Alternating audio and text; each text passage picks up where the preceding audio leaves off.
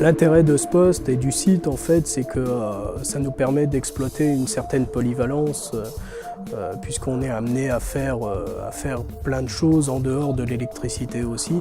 Et pour les nouvelles installations où là, on est mis à contribution aussi bien pour des tranchées que pour des installations de bâtiments lui-même ou d'autres choses.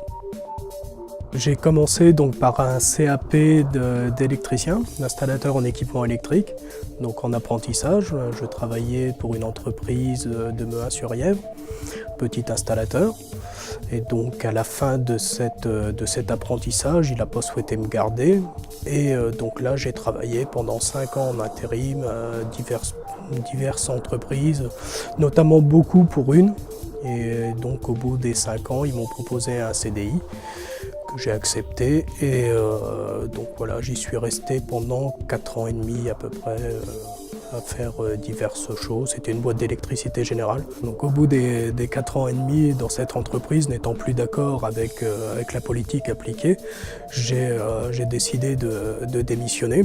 Il y avait un poste ouvert d'électricien courant faible, courant fort à la station de radioastronomie de Nancy. Donc j'ai postulé sur ce poste-là.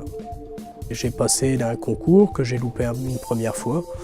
J'ai repassé l'année suivante, pendant ce temps-là j'étais en CDD, et que j'ai obtenu. Et donc là j'ai été 1 an stagiaire et ensuite titularisé.